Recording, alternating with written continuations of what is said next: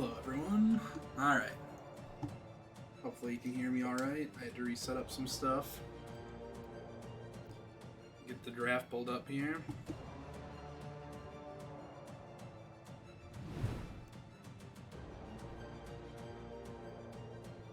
Thank you. Yeah, I just felt like going a little gray today, Nah, I have no idea where my webcam is, and I ain't about to find out, so... Sorry, forgive me. If you win, I'll do a stream of me eating rice, though.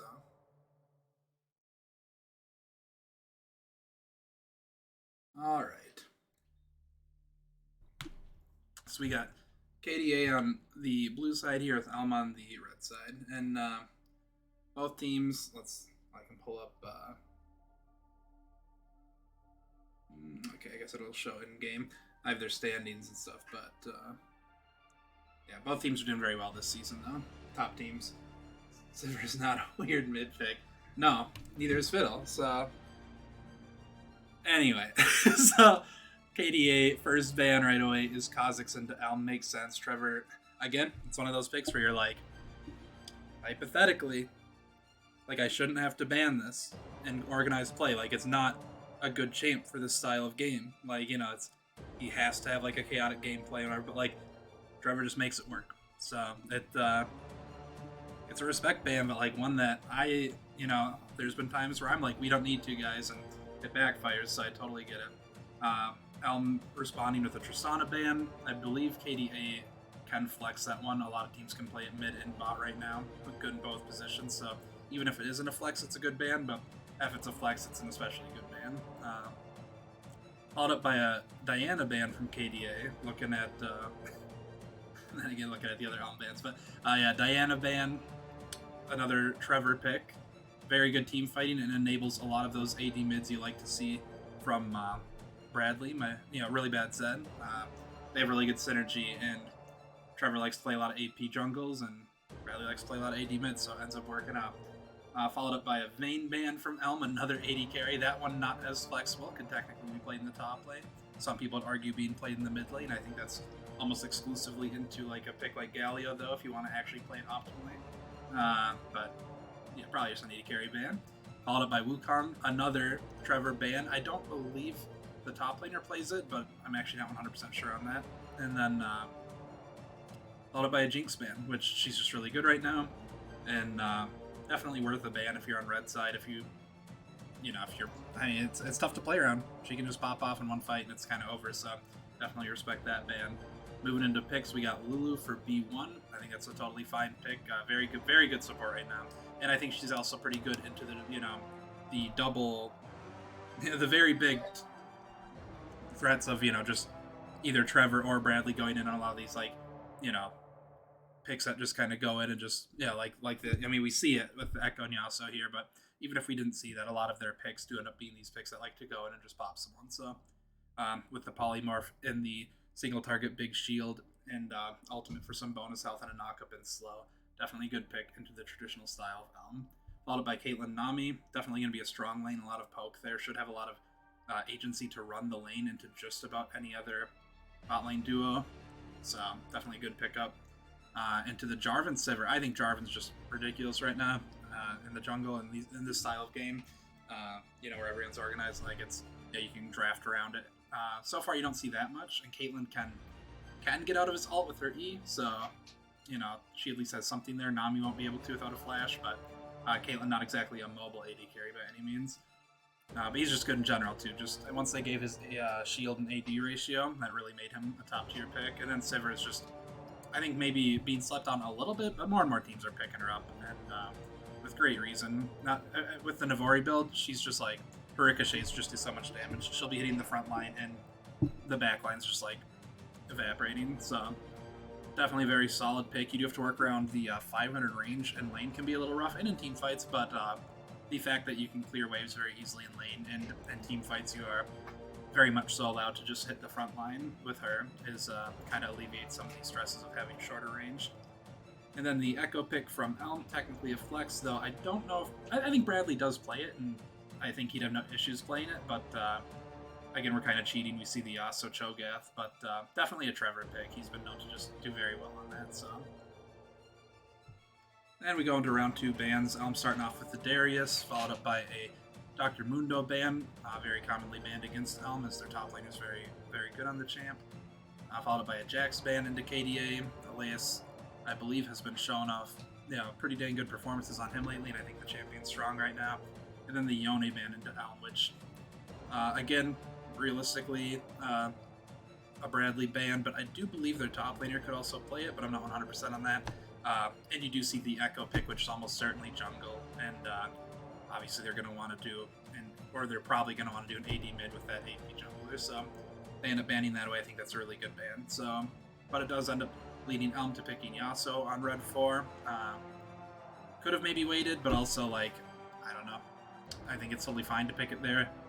You don't see their mid, but I think it's fine too, and you leave that second pick for, the top lane. So, and I think they're already probably pretty committed to picking Yasuo. So then it's followed up with the Renekton and the Aurelion Soul. Renekton just the Elias pick. It's what he's known for. He's used to be a Renekton one trick, second best Renekton in the league, following me. I played at probably like a gold 3 level, so pretty impressive. The Aurelion Soul, I'm kind of surprised it gets this far into the draft and it's not picked or banned, but I don't believe Elm actually considers it to be that big of an issue, and normally I would disagree just because I think the champion, regardless of nerfs, is very strong right now, but I think it kind of, picking the Aurelion Soul into Elm, I think kind of plays into their style if they want to make a aggressive and chaotic early game, and Aurelion Soul does not benefit from that. He wants to be like, hey, let me just collect my Stardust, hang out. Bradley's going to always be pushing the advantage and trying to make him work for it, look for solo kills, and Trevor's going to be helping with that. They're going to be looking for objective fights early, and Aurelion Soul does not really help with that until at least level 9 he starts to become kind of, people say like a real champion. So I definitely get Elm's thought process of, yeah, he's technically a very strong champion, but into our playstyle, we kind of aren't that worried about him. We'll see if it pays off for them. Followed up by the last pick being Cho'Gath, and I think he's a very solid pick right now. Funnily enough, I think he's actually, in my opinion, I think he's good top, mid, and bot lane. Specifically, well, not specifically, but especially if you're playing with a support setup. And oh, hey, Greg, hey, Buccino. That's my, that's my. Well, I'm his baby daddy, so please support Buccino, because I do not. Well, I give him Chipotle if I win, but that's about it. That's it. So I'm gonna switch it to the starting soon screen so we don't get spoiled while I boot up the replay and pause the music for now. Also kidding, Greg, love you.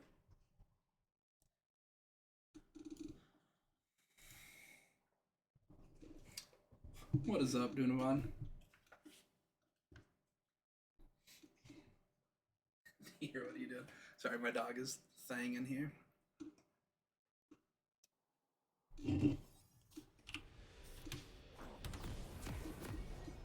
Alright. What's going on there? Just gotta fix the interface, get rid of the time control so there's no spoilers. Alright. Should be this one here. And now we can see their records. That's kind of cut off on the Elm side of things. I'm not sure why. I must need to fix my alignment there. But KDA is 404 and Elm is 422. So very good records for both of them. Honestly, that would actually be... I don't hate you for not having Rice. Honestly, it's impressive, but you're missing out. Not really, I guess, but also, yeah. Alright, so we'll get this started off. But yeah, actually that'd be a lot of fun, duo casting with Mr. Simi No Mas. You can see Elm pinging on their way to top. I have never seen an Elm game where they don't do something level 1, which I like. I think it's cool that they consistently are looking for level 1 plays. I think it's a good thing to do. Got some bait pings coming out. Oh, I just realized, yeah, it is the... Bradley actually is on the Cho'Gath and Yasuo top. Yasuo notably has no items and is sitting in base here. Something to think about. There is actually a pause feature we can use. Oh, yeah, I think someone messed with my my settings. Let me fix this quick. definitely was not me, so... and that would fix the, oops, not center. So, no, it still seems terrible. Why is that? Oh, duh, I know. That should have fixed that too, though, so that's nice. Yeah, I feel like my settings got up. Then again, I just did some stuff on my computer, but I don't think it should have.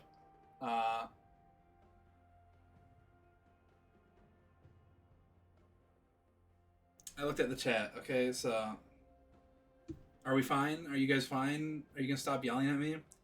Like, I'm just so sick. I come in here and I stream for you, and you're really... I'm just kidding. All right, let's get started. Yeah, so he's just contemplating, you know, thinking about what he wants to do. Started with the Doran's Blade. You know, it takes a lot of theory crafting there that you definitely want to do at the start of the game, after you load in, to figure out your first items there. Google is... Okay, so we got some all chat here. Google is censored. Bing over... Oh, Bing! Other than to just draft while we play this game. Firefox gods. Yeah, Firefox is respectable. Save time. I can move godlike. Alright. Maybe there's a pause or something.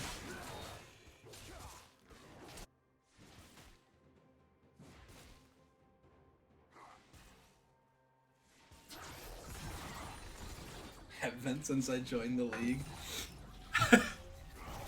I'm just saying, Buccino Boo was saying he should play, and he was saying he would be on the team with Simi Namas, so... I'm just saying, got a little bit of trading here and there. I'm interested to see how the Cho'Gath mid goes. I personally love the pick. I think Cho'Gath's very solid. You want to draft around it. ELM has 3 melees with a long-range bot lane. Caitlyn at least does provide a ton of sieging potential, which you're going to need if you're going to have a triple melee topside. Which isn't super uncommon, right? But, you know, generally you have some range and, you know, push coming from the mid laner. I'm guessing it'll end up being a, at least partially ability-powered Cho'Gath with the Comet. It's probably going to end up being maybe an Everfrost or a Rod of Ages even. A little bit of trading back and forth down here. Nothing too crazy. Nectarish is a very solid play. I mean, all these players are very good, but I believe Nectarish was or is Masters. Landing these Qs onto the Aurelion Soul. Both of those mid laners are any teleports, so there shouldn't be any big threat unless a jungler comes through, but if you can force out an early TP, that's a big advantage. This is a bad matchup, by the way. I do not like playing Yasuo and Renekton, so I'm kind of surprised they didn't have Cho'Gath up there, but yeah. Okay, be ready for Trevor's classic early Echo Gank bot and a full clear topside instead. Word on the street is wave will be frozen, but we shall see. I don't think people ever freeze waves. Lulu just going for it. Rowdy fan is just... He goes for it, man. Like, this guy is just, has a lust for blood, and I respect it. Yasuo going in. He's full health. Dakota getting a nice trade back. This matchup's just miserable. I would not have sent the Yasuo top, especially because I know Bradley plays it. I don't know if Puff Buffer plays the Cho'Gath, I guess, but you could have picked something else. You saw it was Yasuo R4, and then Cho'Gath R5, so you could have definitely picked something else if you didn't want that. The Cho'Gath's going fine, but I used to play a lot of Yasuo, I know, cringe, but absolutely hated going against Renekton until like 2 full items, and then if you weren't super behind, you could start fighting. What the heck, this guy just sounds like a kid. Stop it, dude. God, what? Not you, dude. You kidding me? Renekton just doing the classic trade over and over again. Jungler's even in CS. In fact, CS relatively even across the board except for bot lane. Sivir has a 8 CS lead right now, though Caitlyn is picking up some CS while Sivir's on a reset, but not going to quite even it out. Jail. Everyone should subscribe to Bazbub to get that cool emote he just put in the chat. Big fan of his work.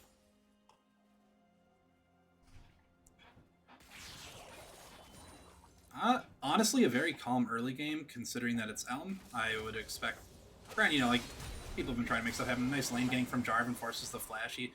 And if you can, on Jarvan, when you're like level 4 or 5, force a flash on one of these, like especially the Nami, where they don't have a mobility, you know, okay, and then they just go to ward, and I mean, Caitlyn doesn't have flash either, it gets very low, the nice flash Q doesn't quite finish her off, Echo's here for the counter gank, he's really gonna have to make it work, though. He does get the nice stun, breaks the spell shield with his Q, but no Echo ult yet, obviously, and he's actually gonna have to flash out of there. Oh, beautiful play from the Cho'Gath, making that work mid, with the knock up into the flash chomp, gets the free stack. Nectary's picking up, Dark Haven going back in, they're getting some poke back. Oh, nice trap, Nectary stuff's getting so low, but some Just Buffer is chunked out, they're gonna have to back off. I mean, you just died to a ricochet or two there. Okay, well, sub to Bazbob when Street Fighter 6 comes out, because then he's going to be streaming more. Thanks. Also, he's just a good dude, and his nice, fun stream, chill vibes. Yasuo gets soloed as I'm promoting Bailey's stream. Kind of, that's how I expect the matchup to go, though. 12 CS down, you try to exist in your lane, and then you can't, and you die, and you lose minions. And you don't teleport, and everything sucks, and it just gets worse before it gets better. Another beautiful game from Trevor here. He's going to be able to pick up Nectarish. He's trying to save the kill for his bot lane. They have to burn exhaust. I don't love this. I mean, maybe worth it, but I think you just take the free kill there. Your bot is very low with no sums while they have the exhaust. No, they didn't have the exhaust. No, they did have the exhaust and it wasn't enough. That's right. I was like, was I mixing that up? Aurelion Sol getting a nice little trade. I do like that Cho'Gath match, but it looks like that's pretty good, because every time Aurelion Sol has to, if he wants to interact, he kind of has to stop and stand still, and that's a free Rupture, which actually does insane damage. I believe 100% AP ratio, and rank 5, I believe, is 310 or something base damage with a 100% ratio. So definitely don't want to be getting hit on repeat with those every time you want to clear wave or anything. And that's how he ended up getting that, poked him out those earlier and then got the flash alt kill. So, and not the best team to shred down the Cho'Gath later if he gets a bunch of health. Granted, the Aurelion Sol could very much so go the Leandries, but it looks like he is going to go the Roa based on the fact that he's got a Ruby Crystal in his inventory, which is a very popular build, but Leandries would have been solid into the Cho'Gath specifically. And Sivir will eventually cut down the Cho'Gath for sure, though. Going PTA instead of Lethal Temple, though. Lethal Temple did just get nerfed, a nice gank. However, probably would have been a solo regardless, but Jarvan at least picks up the assist with the Flag and Drag.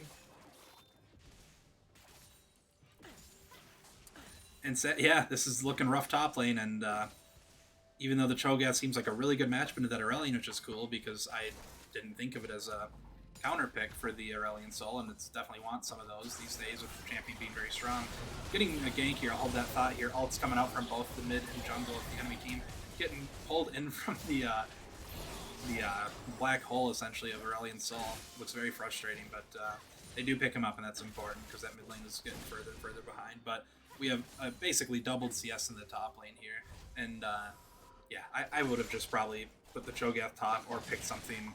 Well, no, because, yeah, you already had the Yasuo on R4, so that was the one that you committed to R4, and once they picked their neck, then, like, I do think... I do not blame Puff Buffer for this lane going this poorly. The matchup just sucks, so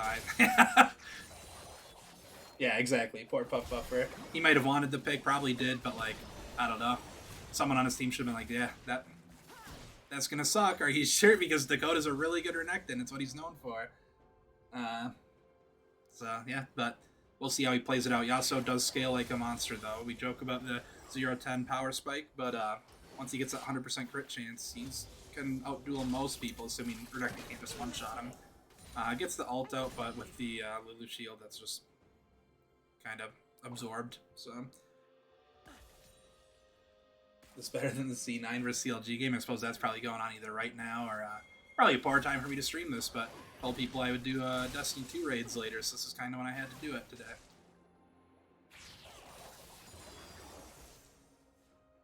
They are poking down Nectarish. This could even be a dive angle, but you have your jungler in base, so probably they're probably going to be able to get a reset off before they can capitalize on these low health bars, but good job from the bot lane of ELM to keep the heat, keep the pressure on.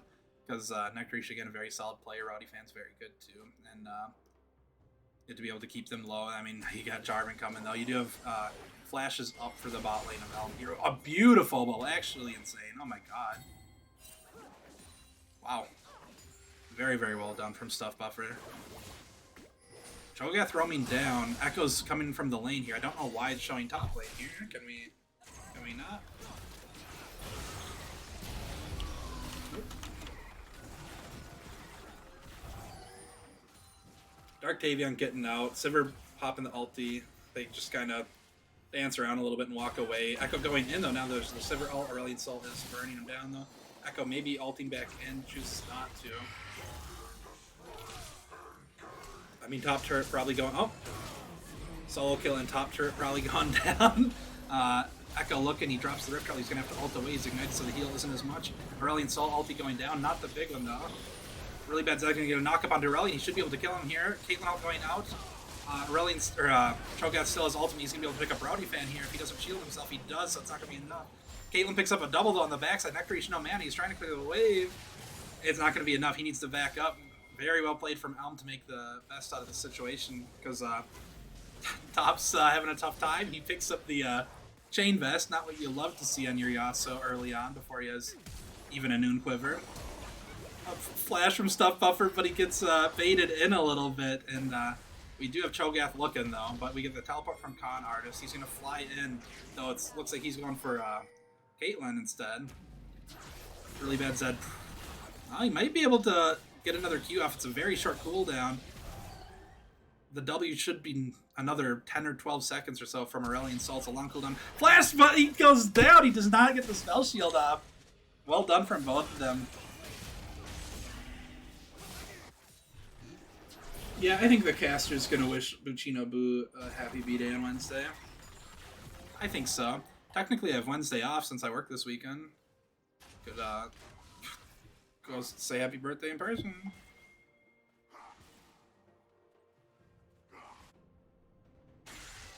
See me no mas, I'm orange.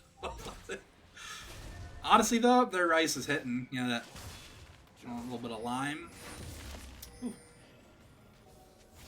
Setting up for the Drake here. It would be the first one for the side of KDA, but if Tom can keep stacking these, we're going to see what soul it is after this one. And unfortunately not the Hex deck, which is a very powerful soul, but obviously any soul is good. They are going to contest here. Was that... Oh, it was a smite, but you have the Cho'Gath ultimate, goes ahead and eats it. That will outsmite people at this point. Jarvan getting locked down. The really nice Aurelion Disguise Descend. Aurelion Sol tried to kite it out. Nectarish in the backline. He Gale Forces forward. Gets a beautiful Q to pick up them. The Q's gonna hit. It's gonna connect. Really bad Zed going in. He's just gonna be able to... Gets the kill there. They are... I don't think Nectarish and Rowdy Fan want the smoke, though. You still have My Back is so ready to go. You got no Gale Force, no Flash. Might get baited in here. Gonna have to put... Sivir does not pop the spell shield. Lulu's for sure going down. Nectarish running, but with the beautiful Everfrost here. Does get a nice spell shield. Gets a nice amount of damage back, but does ultimately go down. Very nice on the side of ELM to pick up that Drake and end up ahead on the fight as well.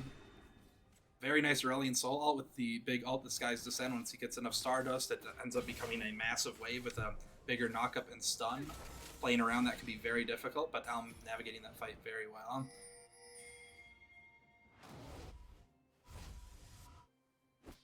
No rice and no beans? What?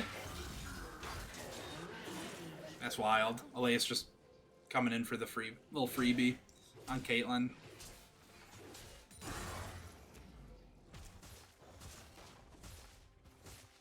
Aurelion did finish up the Rod of Ages when they were back in base there. That's important. Get that stacking. A really nice Q. Bradley is just making this Cho'Gath look good, which I love. I really like that pick.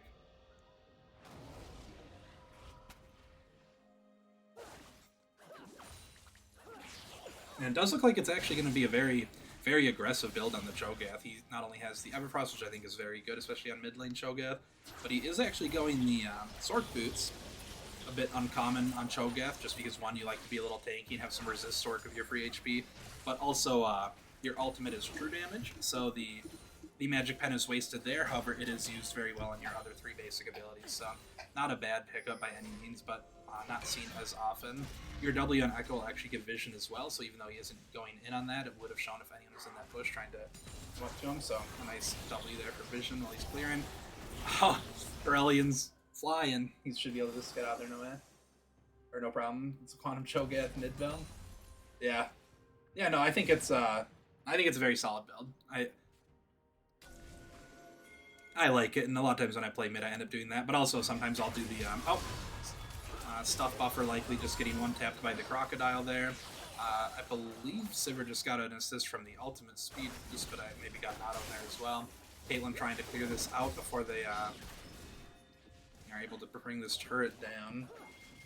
But yeah, I think sometimes I'll get the CDR boots if I want to go like a technically aggressive boot on Cho'Gath, because you know, you have so much CC, your abilities have really good, you know, ratios, and obviously just with that CC, just being able to spam them out is really nice. This build does just, obviously, as we're seeing, just a ton of damage, and it gives you a lot of kill threat, so it's a very good build, but I do like the CDR on the Cho'Gath a lot of the times, just because it's, you know, it's so nice to just, like, perma-CC someone. Yeah, even with that Chain Vest, Yasuo having a terrible time up here. I think you just have to, which is easy to say when you're not the one playing it, but I think you just have to do your best to avoid getting all in by the Renekton, and you just can't buy the Chain Vest until you have at least one full item, because, yeah, it's just, you're just not going to do damage, and Yasuo doing no damage is not really a champion. No Glock? What if they did, like, oh, nice Aurelian ult, gets the Echo ult out. They're trying to bring down this turret, but I don't think they'll be able to. Renekton isn't a 2v1 up here, but he's just going to get the solo here, and he does get CC'd under the turret, but he should be able to just walk out. Nami isn't going to be able to finish him off there at all. So, what if they put like some gummy worms on there? On the Chipotle taco, seeming to us. Nice ulti coming out from Dark Davion, goes onto the Caitlyn, gets the smite, but he's not going to be able to finish her off. Very nice job from the Caitlyn to get out of that. Drake coming up in 40 seconds, just about. It's a Mountain Soul this game. Both teams are really going to want that. It's really going to go good with this Yasuo's full armor build, so really helps scale that up nicely. That's rough. Breadsticks into Trix yogurt in middle school for lunch? That at least doesn't seem too bad. I mean, that's like, you know, it's bread. It wasn't like garlic or Parmesan breadsticks, right? It was just bread. I just threw up. Drake coming up. We do see a recall coming in from Aurelian Soul, but he does have teleport ready to rejoin the fight. He's low. He's out of mana there, so he does have to go back. But this gives the, you know, the side of ELM the chance to set up here. They have the control ward in the pit with the Cho'Gath. You can't 50-50 this. Like, it's genuinely impossible if ELM doesn't mess it up, because they have that Cho'Gath chomp as well as the Echo ult, or the Echo smites. You have to fight this. The Drake does reset and they pick up the Echo. This is exactly what they needed. Aurelian Soul's kind of too far in, but Caitlyn's not going to get any damage off, and Yasuo's up top going, why are we fighting, team? I'm doing my job. Almost hitting 100 CS. Nah, I think that's a little overzealous from ELM. I think the bot side of the map's been doing good enough, and mid's been doing very good. So they felt like they could fight it, but it's just a 5v4, and Renekton's massive. So even if they pull Yasuo there, he's sadly not going to provide a whole lot. Unless he gets like a good ult off, it'll provide a little bit of extra CC, but even though you've been winning up to this point, nice flash all in from Dakota on the Renekton. Just pops the Caitlyn, goes legendary, showing why this champion is very often banned against him. Trevor walking up a little bit, but he should be able to just be fine. They could get a nice knockup onto Rowdy Fan. The Q barely misses, but he's going to be able to protobelt fast, so the Q pullback hits and procs the passive. The nice Echo ult. Elias is like, alright, see you later, Dark Davion, you got it. Just going to leave him to his devices there. A little miss on the Q again. He will probably just be able to walk it out now. No ult from the Echo. He does have a nice Zanya's there, but with the Skies Descend, ELM is getting chunked out here. He's going to get the passive proc and go schmooving along the way, but Yasuo tries to join, but he just, again, he doesn't even have his Mythic yet. Gets an ult off, but, oh, he might be able to. Nope. And, not to be You know, too harsh on the build, but he's going a Dead Man's Plate, it looks like, before finishing his Mythic, and Yasuo's just not going to be doing damage, so you really need him to be doing damage there. If he had his Mythic, or even the Pickaxe component, or the Vamp Scepter component, depending on what he's getting, which this game I would definitely go the Shield Bow on him. He would have probably got the kill there, but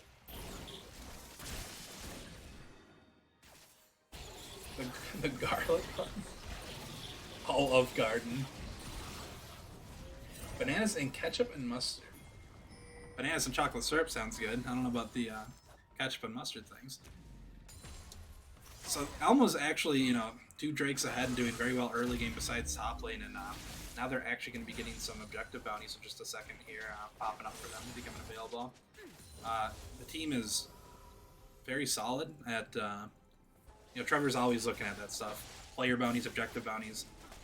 Very, very calm, collected player and good about, does force the flash with that Flagon Drake off the Jarvan on the Nami. She does not have any way to get out of his ulties, so again, that's really rough when she has to burn those for little things like that. But yeah, he's always looking for ways to get advantages back and get back into games where he's falling behind, so I'm assuming he's going to be looking at that. Maybe Yasuo will finish his Dead Man's Plate and actually get some crit at some point.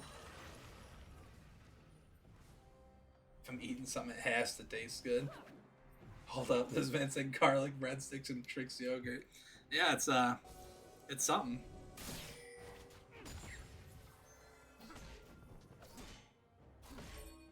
Yeah, rice by itself, it's just a nice base, you know.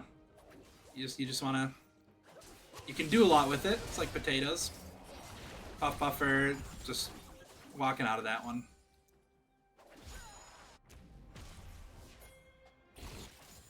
I'm gonna do a quick stack check on these mid laners. We have 6 Cho'Gath alt stacks. Might have to do a hold on that here.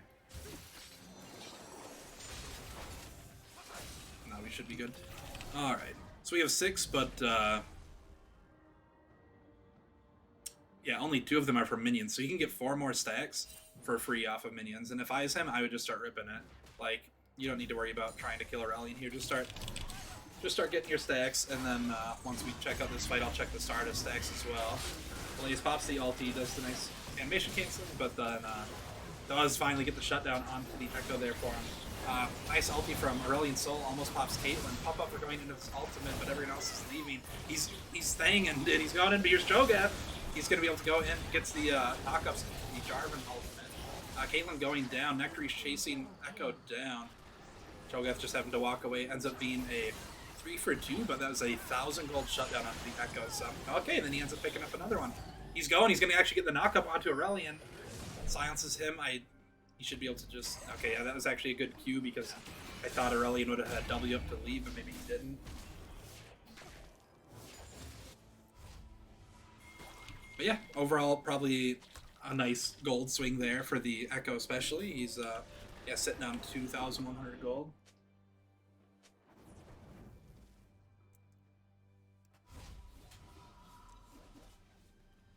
We're about to hit that last stack on the Rod of Ages for Aurelion Sol, and that reminds me, let me get that Stardust count here.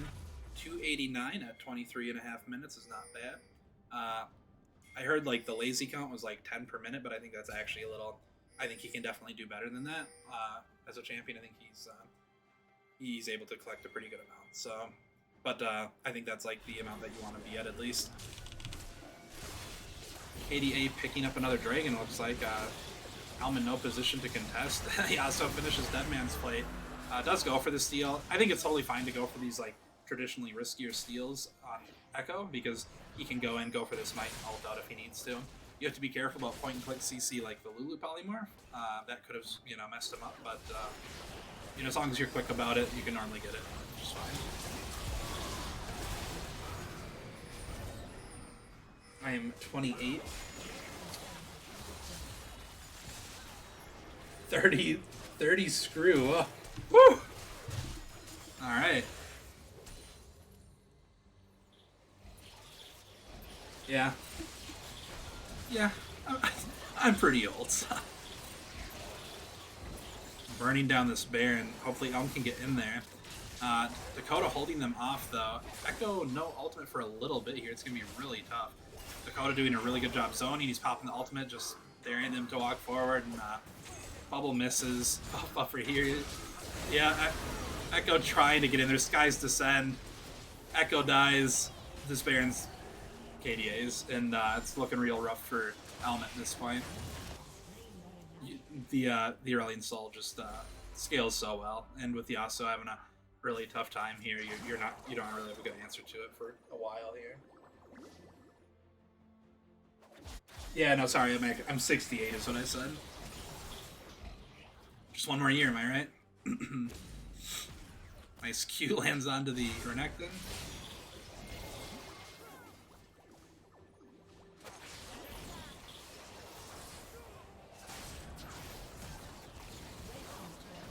Sieging up, and this is where you have the triple melee top side. A little tough to clear waves properly. Echo Q actually helps, but he is just respawning. Caitlyn, of course, has good range to clear, but it's a nice little trade onto the Aurelion, but nothing that's gonna should matter here. Yeah, so trying to do, but look, he just literally, like, Renekton can just ignore him. Caitlyn all going out for some damage. Arctavion gets chomped up. Aurelion Soul trying to finish this off, but he's the only one there. He's gonna burn down the Caitlyn though. She walks up. Champion is very, very oppressive once he gets Stardust rolling, and only CC knocks him out of that. So I think Trevor may have just realized that, or he's just frustrated. You see the missing ping go over the Aurelion after he did not stop the W there. It has to be hard CC. The champion will continue his W even after taking damage these days. Interesting Yasuo pick. Interesting Yasuo build. That's actually, sorry, maybe you misheard, I'm actually 88, so, but thank you. Renekton pushing with that Baron buff, that he can literally just ignore Yasuo, and probably just one-shot him if he wants, so. Cho'Gath is coming up behind, though, but he gets the ulti off, but he's finishing off the turret here. He's for sure going down, but I would not be surprised if he took one with them. Like I said, he's for sure going down, right? Yeah, there it is. Puff buffer, he's gonna die to these minions quick. Like I said, he's gonna kill those minions quick. Nectary's picking up the red buff. We got Drake in a minute and a half. It'll put Soul Point on whatever team gets it.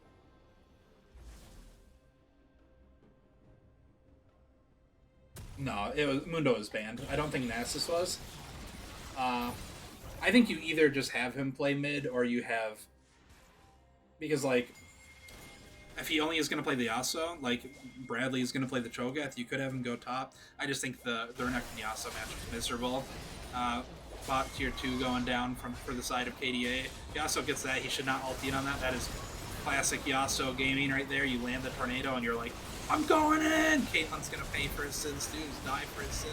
My back is sword desperately trying to clean up the back line here, make something happen. He's going to have to ult back with the Ignite, it's less healing. Getting burnt down by the Aurelion. Factory flashes for style points. Aurelion's going to fly this one and try to end the game. Burning down the Nami. Does get knocked up from the Cho. He's in turret range, taking a bit of damage. However, that champion is just a bit too tanky for a mid lane mage that also just absolutely melts. You know? Imagine his back being sword. I'm thinking about it.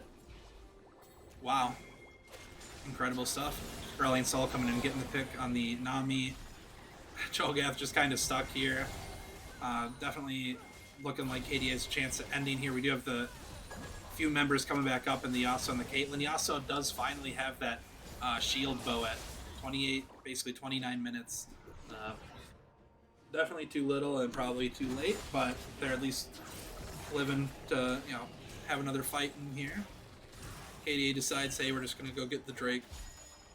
No point in playing it risky. We're ahead. We got the good scaling on the Sivir and the Aurelion Soul. Caitlyn does, of course, scale well at full build as well, but I think Sivir scales very well, especially in the 3 melee, where it's ricocheting off of all.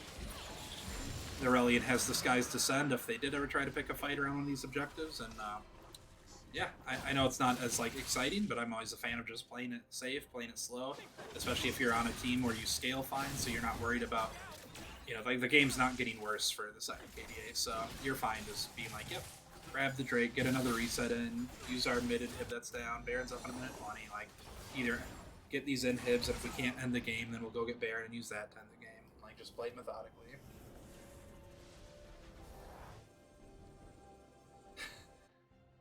Yeah, you actually should fly up, but 10 years too late, buddy. I'm turning 109, so I'm actually 108 right now, so, but I appreciate that.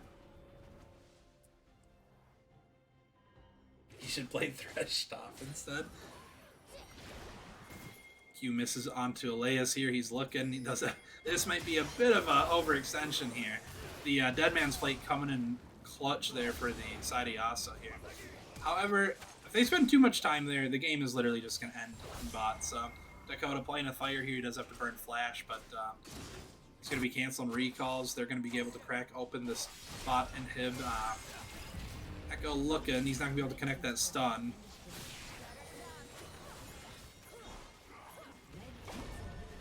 Yeah, they get the bottom inhib, mid inhib's down for a bit yet, and they're looking for a fight here. The Skies descend onto the side of ELM, though, chunking up the team heavily. Luckily, they are in, right in their base, can hopefully go up and heal, but this is going to mean all 3 inhibs drop, and they've only got 1 Nexus turret to defend here. If that drops, they're going to have, they haven't been winning fights, so they're going to have a heck of a time defending here. Cho'Gath just getting pulled in, going down. The Aurelion Soul just very scaled at this point, burning them down. Trevor trying to make something happen, gets a nice ult, but he's eventually going to go down here. Caitlyn trying to auto us, but gets knocked down by the Aurelion Soul as well. And, and as, quadra kill for Aurelion. Very well played by KDA. Caitlyn saying, what is that champion? And that's why I'm saying I was very surprised it made it all the way through. After second round bans, they picked it, like Blue 5 or Blue 4. Which, I mean, those are basically the same picks. They happen in this, you get both of those in a row on blue. But very interesting that the Aurelion did not see a ban or a pick before that. But in lane, it went very well. Cho'Gath played very well into it. But, I mean, you see in the scoreline here, 15-4-6. And on top of that, the Cho'Gath's a health stacking champion. That's why he's tanky, is he gets the free health. Aurelion's Q, every time it procs after a second, or I believe it's a second, of hitting the same target, it does a burst of max health damage based on how many stacks of Stardust he has. So the longer the game goes on, he's just going to be able to burn down that Cho'Gath even without a Leandries. So definitely a tough champion to play into, and I just feel like it's pick or ban right now unless you really have an answer for it. And I think they did, and I think a lot of that was just a very bad top lane matchup. They might have to ban that Renekton, but yeah. Let's see. Pull up draft 2 here.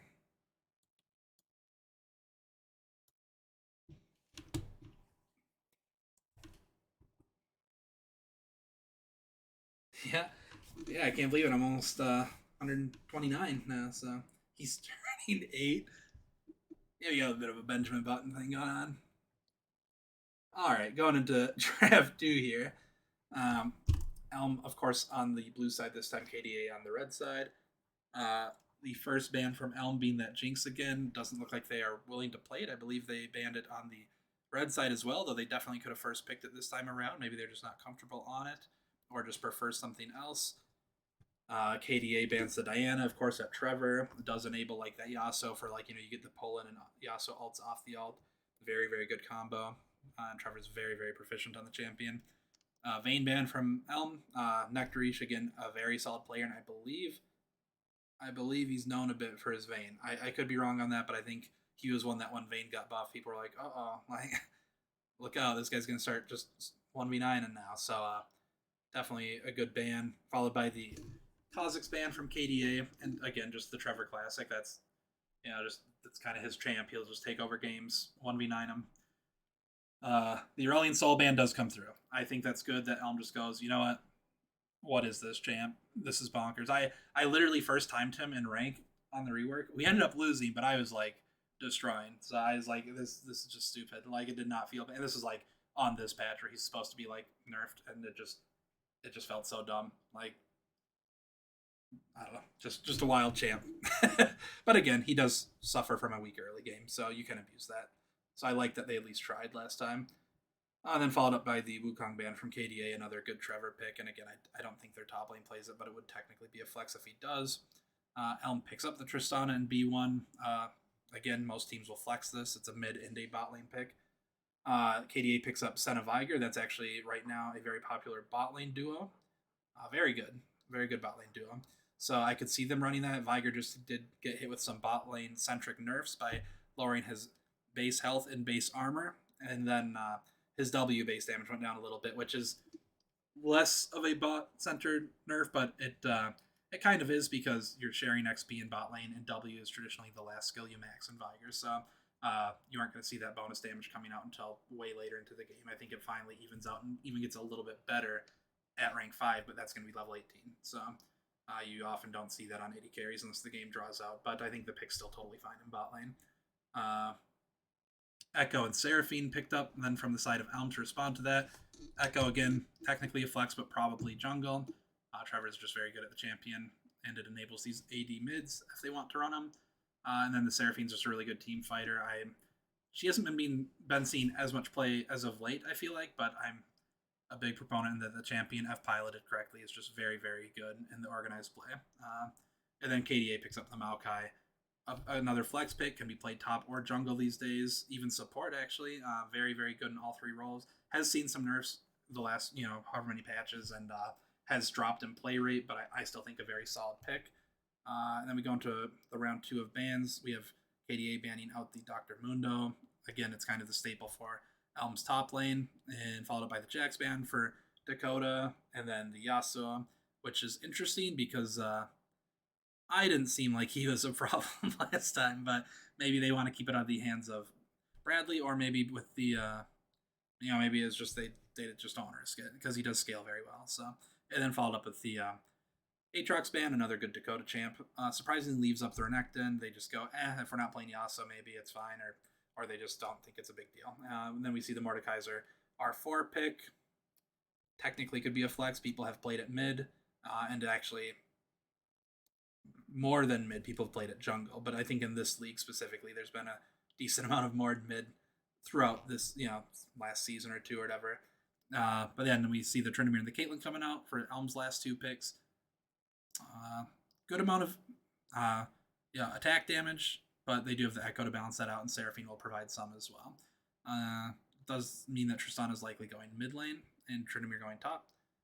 And then you have Pantheon come out as a R5. I think the champion's super good right now, and Dakota having just kind of smashed lane last time, it's you're probably feeling pretty confident to pick an aggressive pick like that wants to get an advantage and really push it throughout the game, and he can impact the map very well with his ultimate. And traditionally Pantheon had fallen off pretty hard late game, but I think once they made the change where his E doesn't block turret shots, this was like forever ago, but once they made it so his E didn't block turret shots, but they made it so his ultimate gave him percent armor pen with each rank, 10, 20, 30%, I believe.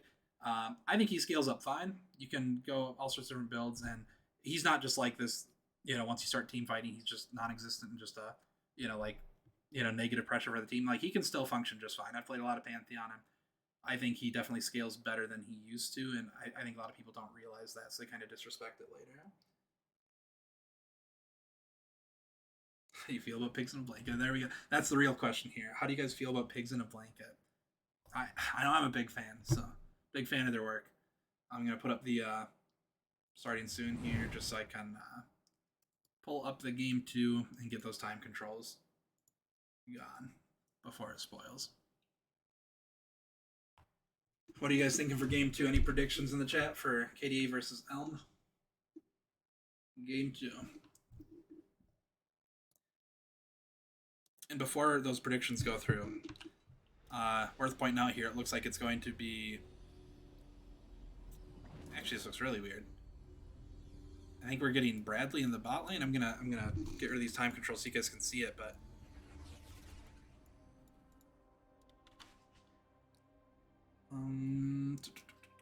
should be this one.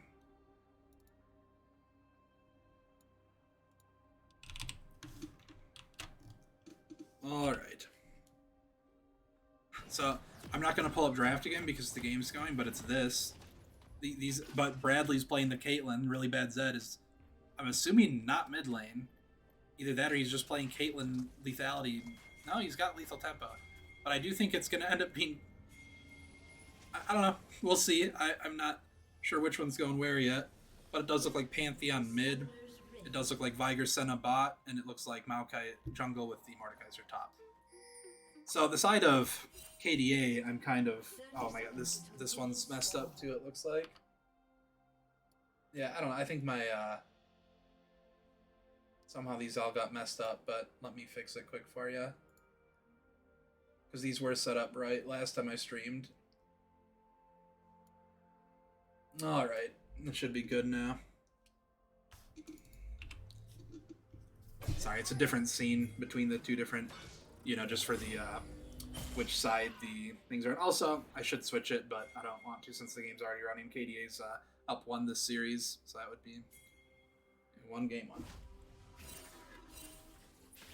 I know, Simi No Mas is just out there. He literally right now he's probably logged in just actively messing with it. He's remoted into my computer. I'm actually not even casting right now. This is Simi No Mas. Surprisingly, nothing really happening level 1 from ELM. However, granted, they always do their, you know, I was somewhat distracted fixing the aspect ratio, but they did their classic, got a ward up there, and KDA did the classic, okay, well, if they're going to ward up here with 4 or 5 people, we can just go down there and ward. Looks like Echo's going to start at blue buff. He actually has a little bit of a late start to it. Does not get a leash, but it should be fine. He's got a decent clear. Which team stands? Ice Spice? I don't know.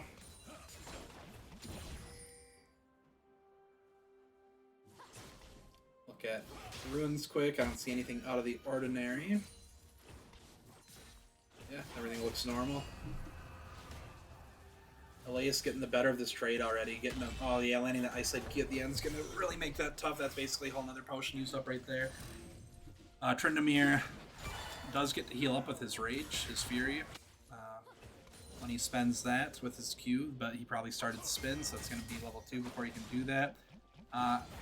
Honestly, Tristana should be able to get a decent trade back. Jumps back and actually gets the reset, I believe. Pantheon Flash Qing. Oh, gets the heal. Oh, that's a risky one, but does get the Goomba Stomp first blood. Beautifully done by sub to Just Buffer, which does mean I should switch these guys up. It does look like Bradley's just going to play bot lane. And why am I doing it up there? I'm smart, I promise. Gets the flash out of the Seraphine. Mordekaiser's still just putting in work up here. A very bold walk up and spin from Tryndamere. However, he does build up a lot of rage from that. Should be able to heal up with his Q, but not that much. My back is Sor going for a gank on with the Echo. He gets a really nice stun. Pantheon actually will not have his E yet. He's level 2. He generally takes that at level 3. So cannot negate any of that damage and goes down. Really well played around the mid lane there. If they can get that rolling, this is not the start you want on Pantheon. I think he's very good right now, but not necessarily into a pick like Tristana, where she's pretty safe and can bully you.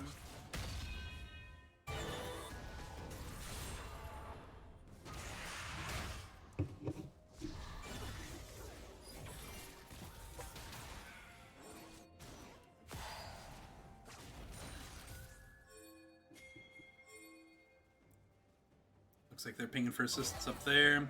I believe Trevor is able to just get that and get out. So far, though, CS is looking pretty even across the board. We have a 4 CS lead down bot right now, and 6 in mid, and then well, I guess there's 11 now up on the side of top lane, so that is significant. But Trynd is at least running teleport, so I mean, he'll be able to get back if something does happen, or if he needs to take a recall. Nice root from the Seraphine there. Gets trapped in the Viger cage over there. Echo fighting, Tristana going in, but kind of trades places. Will the sun go down in time? It doesn't quite. Oh, it's tragic for Trevor there. Nice pullback, I believe. Oh my god. Morden almost getting the solo kill. Tristana might be able to just pop off here. Gets the flash and the reset. Jumps forward onto the Pantheon. Picks him up. Gets another reset. Jumps onto the... throws the bomb onto the minion, and I don't think you're going to get that kill regardless. But obviously a little bit of a misclick there. But very well played from the Tristana to pick up those and turn that fight around. A 4-0. This Tristana is massive. Already at 2,800 gold versus the Pantheon's 1,250. Well over double his gold already. And Pantheon, again, is a champion that, though I think he falls off less, he does fall off, and Tristana just gets better and better, so not how you wanted that matchup to be going. And he's also level 3, which is, that feels bad. Your support in the Senna is level 4. So, oh my god. Hey, yo. Does he have spin, though, or is he just... Okay, I mean, he might just walk up. No, don't go to the wave. Don't go to the wave. Run. Get out of there. Oh, drops the aggro. Should be able to recall out. Had me clenching for a second there. Oh, well played by Puff Buffer. You know, he's like, you know, you might beat me down on the Yasuo or Nectar matchup. That just sucks, but able to pick up a solo here for himself up there. Very, very important because he's down on that CS. He needed to make something happen. So definitely like to see that. Signs of life up there in the top. I'm respecting the tournament. Absolutely. No, that was that was wild. No, actually, that whole ELM's whole team's pretty cool. I like those guys. Both these teams are good blokes, you know.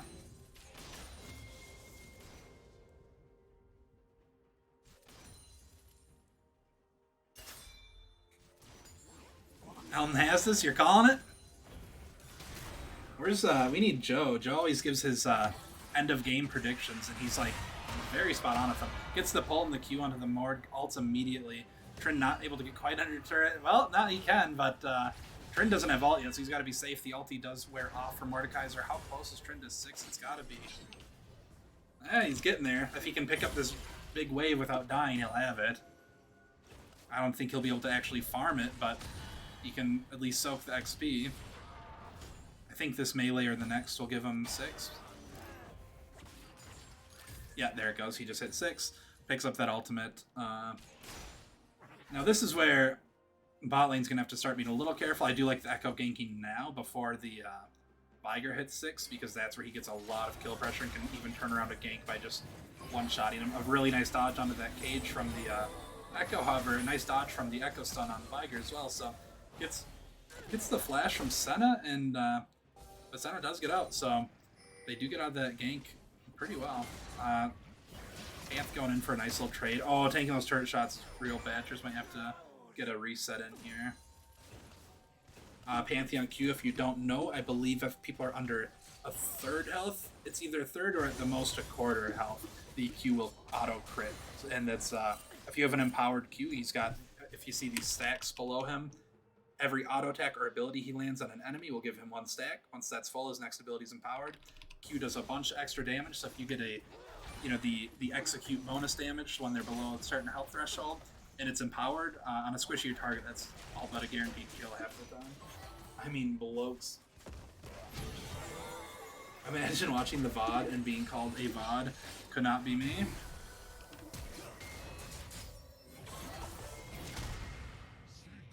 I would never do that, and I would never say bloke either, so... Pantheon charges up the Q, it doesn't land, but a nice gank. Gets Caitlyn low. They might be able to force her off this wave, which would feel bad for her. They're clearing up some vision, setting for the Drake. They should be able to pick that up with Caitlyn being so low. I mean, yeah, me too. Nice trade again onto the Tryndamere. Having a tough time up there. What are we looking at for mid lane gold now? 4,600 versus 2,200. So still over double.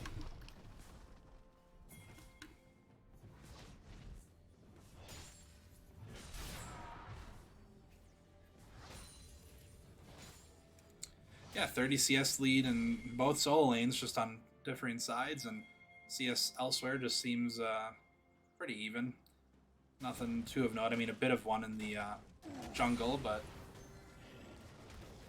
okay, it's going to be evening that up a little bit, picking these two up.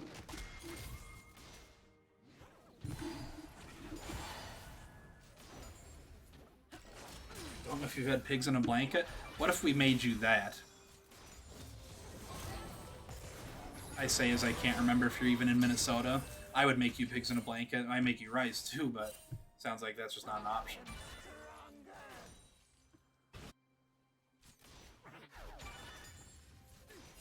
But enjoy your food. How messed up would it be if you're just eating rice right now? Like you just love rice and you've just been messing with me this whole time. Now you want to think about it? Tristana looking here, gets the bomb onto Maokai 1 auto. It's going to do a little bit of damage, but nothing substantial. Echo looking for a little bit of a lane gank, but he is on a ward there. Helps get the shove in. Drops the Rift here. Gets put in the Viger cage. Gets a little bit of damage with the Q landing, but nothing substantial again. And the root goes out. Oh, another Q lands. Gets a little bit of AP back, but they're going to be able to drop these plates quickly. He's got to be careful. He's going to have to ult. Yep. There it goes, but you have Connors coming down on the Pantheon, looking for the low health Echo. Gets the stun onto Seraphine. She has to flash out. Echo stun coming out, but he likely is just using that for... It actually will provide a slow if you don't proc it. So it does provide some soft CC even if you don't get the stun on. Getting a little bit of free autos onto that Maokai in the mid lane. He does get a bunch of free healing with his passive when he's off farm and stuff, so nothing he's too worried about. Trinimir's still just doing his best up here, fighting for his life. Getting hit for that 290 isolated Q. I have no idea how this matchup's supposed to go, but I know Mord can be rough. He does have the Rylai's, which is the, people kind of joke it's the Mordekaiser Mythic, and for good reason. It's very often built first item on him. A nice engage, gonna be able to jump out, still gets rooted from the Maokai though. Echo here for the counter gank though. Critically, the Pantheon gets the shutdown there though. He has been having a rough game and he needed something. Maokai able to knock the Echo back. He's not going to be able to collect the Pantheon. Very nice play from the side of KDA. Closing up the Scoldly a little bit. Tryndamere got to be careful. He's popping ultimate, but you are not going to be able to kill this Mordekaiser. And I believe is he in Death Realm, it looks like. I believe, yeah, Mord just tried to flash Q him, but didn't quite hit, or it wasn't enough. Maybe his ultimate is still running. I believe it was just a whiff, though, if I had to guess based on range. I wish direct camera would have shown that. We do have the Kraken coming out from Tristana with another crit cloak. The root. If that would have landed, that probably would have been just a dead Caitlyn. That's why this lane's so oppressive. You have the roots, you have the cages coming out, and if you get stunned or rooted, it's full Viger combo and you're just dead. It's really tough to play around. Pantheon going looks like the Blade of the Rune King that's almost finished up. I don't hate it, but you also don't have, you don't really have a health stacker on the side of ELM, so I don't think that's the correct build. I would like to have seen, like, if you want to be playing aggressively, you can go the Eclipse build. If you're playing into heavy melee, which this time you aren't, there's 280 carries and a ranged support. You can go a Gore Drinker if you want, but I think this game would have been good for an Eclipse build. And then you can even tank up. In fact, a lot of times it's just Eclipse Eclipse Black Cleaver Spear of Shojin, I believe, is very common right now. Provides a ton of ability haste, and then a little bit of a fight here. Hopefully Tryndamere can just get out of here, but he's getting cooked by that Mordekaiser Microwave and slowed by the Rylai's. I think he's going to have to flash. Yeah. Let's get out of it, but has to burn flash. But, another gank coming in. Maokai ultimate. Tristana with a nice knockback. Gets a nice trade back. Very well played from Tristana to get out of that. And actually, with Maokai using ultimate and flash, Tristana does burn flash, but yeah, well played. Pantheon blocking damage from the... Echo's CC'd up, can't ult, because he's rooted up there and stunned, but he at least trades 1 for 1. They get the Maokai, but he goes down. The thing is, Pantheon's low here, and Senna's not going to have the best wave clear. I guess Triss is a little low as well, but with the Seraphine Triss, you probably could siege normally, but it is a little sketchy with them having Pantheon giving that low health. He flashes in, it's a little sketchy, but he does pick up the kill, so well played by Con Artist there. Knowing the limits, I was a little worried about a double shield coming out of the Seraphine, stopping that play, and then if Tristana can leap and start autoing, you're just dead, but does make that work out. And we just have the 80 carries, technically, the bot laners, just farming away up here. In fact, let me check on that 105 stacks of, what is it, Primordial, or Phenomenal Evil Power, that's it. Not Primordial. Or is his ultimate? Primordial Burst? That's it, Primordial Burst is ult coming out, gets the cleanse out of Caitlyn. Seraphine is stuck there, though that root lasts a long time if it's been traveling. The Viger ult comes out, picks up the Seraphine, getting a couple of crits, but Maokai's he's just running in. I think Caitlyn might be in trouble here, though. Maybe not, maybe... No! But, I mean, Maokai does go down there, but it does feel bad if you're Caitlyn. And then Mord's picking up the turret here. Tryndamere is existing over there. This is a really slow-paced game in terms of like Drake takes. As I say that, my Backusaur starts taking this one, but yeah, 15 minutes in and only one's been taken, and both these teams are normally very on top of that, but I think it's just been such a weird, scrappy game. Oh, gets a nice... Oh, the exhaust, though, might be enough. Oh, Tristana probably could have just... Okay, the minions finish off the turret. I was going to say you can just auto that one, finish it off. Does not see the control ward, even though they have it pinged. Maybe just doesn't want to risk clearing it, but... They do get the Drake, and Gold's very even, so it's 1-to-1 Drakes. Gold's within 100. Close one. I do give scaling advantage to the side of ELM, but only barely. Viger scales up very well. Maokai's a very good frontliner. Senna scales very, very well. And Mordekaiser can 1v1 most people, and especially on the side of ELM, I don't see any champion that's going to have like a great time 1v1 in the ultimate there. Tryndamere can at least exist in it with his ult, and Echo can also do the same and just try to live with his ult, but yeah, definitely disruptive there, and I don't think anyone beats him. They definitely come out of that one worse for wear if they do live. Pantheon, though a bit low on CS, is picking up kills. Actually has a 400 gold shutdown. If ELM was able to pick that up, that would be huge for them. Looks like Herald's being dropped. Or did it just disappear? Okay, no, there we go. It's like I see it out of the inventory. Really nice Senna ultimate with the Cho'Gath, or the Maokai flank there. So Maokai goes down. So it actually ends up being 1-for-1. The turret goes down to the Herald. I doubt they're going to be able to stop from getting another charge. You see the teleport coming out from, I believe, Mord. Yep, Mord goes up top. Oh, really nice Q onto him. He does pop his ultimate, so he's not going to go down. Oh, that's sketchy, but they get the shutdown onto the Trend. And again, Trend wants to get rolling. He wants to start threatening that split and threatening the 1v1s. Oh, really nice W from the Echo, my Backusaur.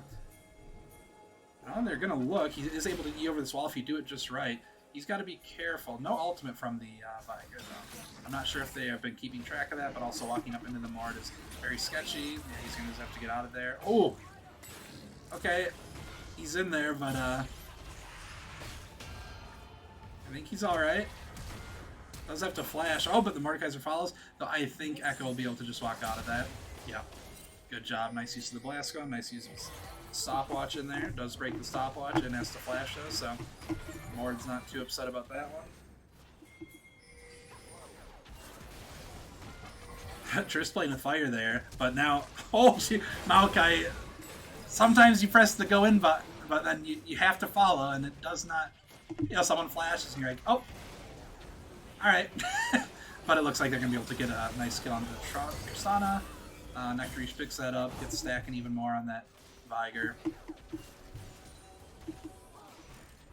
We do see lethality coming out of the Pantheon now.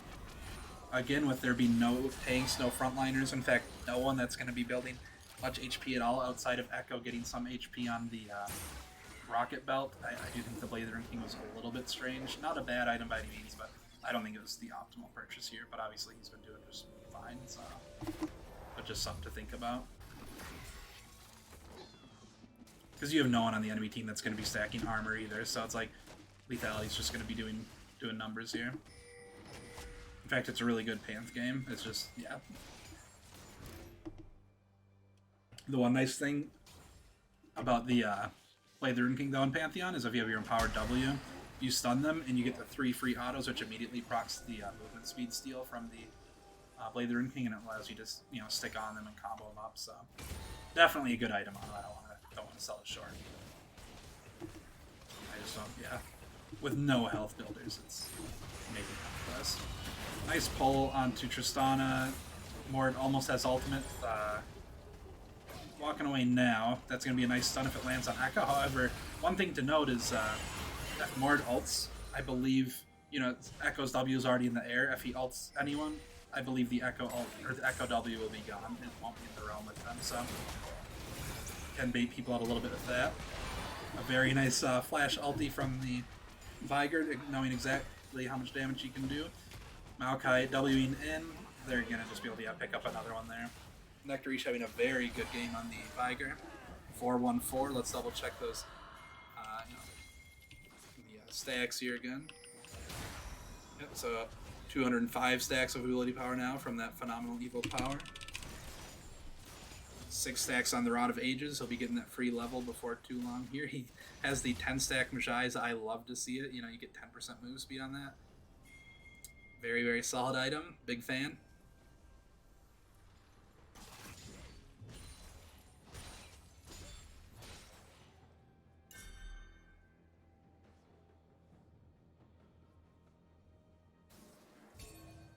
Slight lull, but we got 8 seconds on the next Drake. I'm assuming both teams are going to want to fight this gold again. Pretty dang even.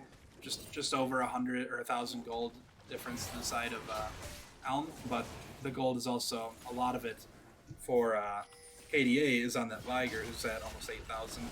Gold's definitely where they want it, so yeah, they might be able to just take this no contest. Trevor might go for a steal. Again, Echo's very good at that, but they do have point-click CC on the Maokai, so the Viger actually gets it. Oh, and the Echo ult didn't bring him all the way back because I believe Mord ulted him. Yeah, he's just going to get... Trevor with the WTF and all chat. I think his ult... I think he was Mord ulted, so it didn't bring him all the way back because it would have been outside of the Death Realm ring. Tryndamere going to go down here. He might pick up a kill onto the Pantheon, but it doesn't look like it. Gets taken down. I think that's what happened. It's tough to say because the spectator client doesn't show Death Realm very much. But yeah, Dakota does saying my arena didn't go over. Trevor saying, sus, but I mean, that's just how it works, you know? You can't go to where technically it doesn't exist at the time. If your ult's going to bring you back to a spot that isn't part of the Death Realm, and yeah, it's annoying, but it kind of is what it is. Good trade with the Pantheon there, forces Caitlyn off. Probably can't stick and collect the wave, but it looks like, well, I mean, Pantheon's pretty low too, though.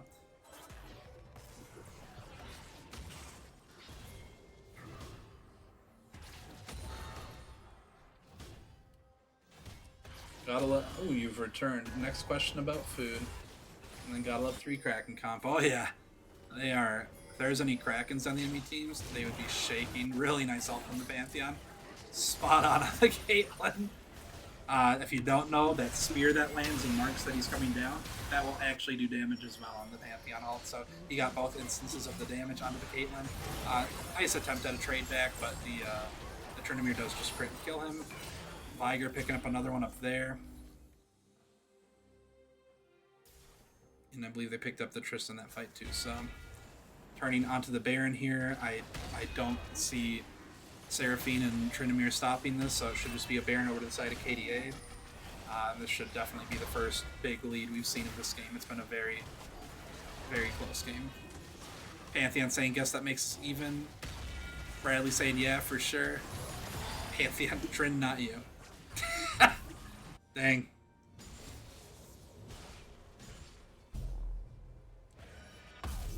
Surprised Trin didn't go Gale Force. Yeah, I think it's because Maokai and Mordekaiser are probably the 2 people he's going to be fighting the most, and both of them are going to build, like, which, I mean, like, health doesn't exactly help with Gale Force, or, I mean, Kraken Slayer, but I mean, it is extra damage for sure, and then the main thing is, you know, they are going to be building some armor, but Gale Force is definitely really good, gives you the backline access, Tryndamere goes down without ulting. I think that's fine, though his ultimate is a low enough cooldown where your death timer is probably, like, you probably just can use it at this point, just to see if you can get some extra damage off. I think it'd be up before you needed to use it again, so at least going to be able to pick up the Raptor camp. But yeah, we do see a little bit of a balloon in the gold leads after this Baron take. It's at 2,000 ahead for KDA, but they're picking up some of this freestanding gold, like that bottom tier 1. Actor should be able to pick that up. He's at 20 stacks in the Majais. He's got 10 stacks in the Rod of Ages. Seraph's is fully stacked. He's got a stopwatch. Like, he's ready to go. Almost level 16.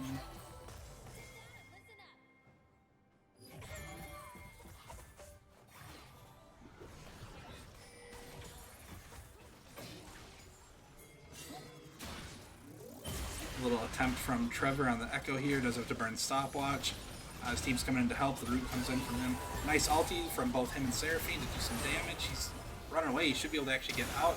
A big ult from the Senna, though, to do some damage and provide some shielding. Tryndamere looking for a flank, but he can't get in, and this makes it effectively a 4v5.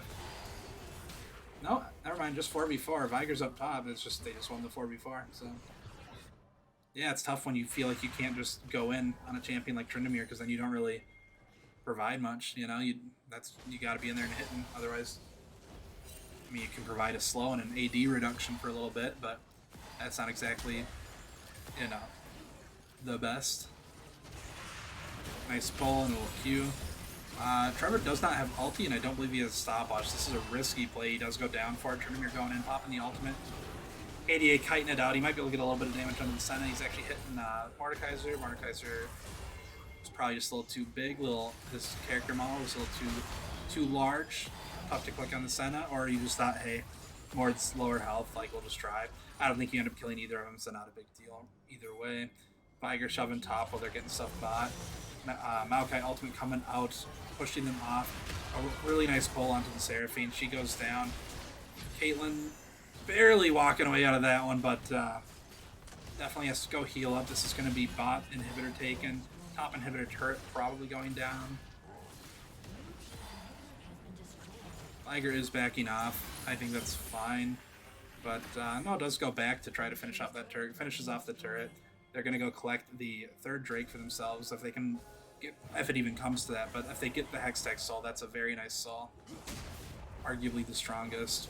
So, and the individual Drakes themselves are nice, providing attack speed and ability haste. Two very good stats. Little trade here. Zoning off the jungler is important. Unfortunately for Trevor, he can't really do much about this. Really well played to at least live. Important that he doesn't go down here because that could just mean game. Pantheon goes in. He's out of mana though, and does have enough. He gets to use that empowered triple auto from his W he did use. Pantheon goes down, but so does Echo and Tristana. Caitlyn's going down here.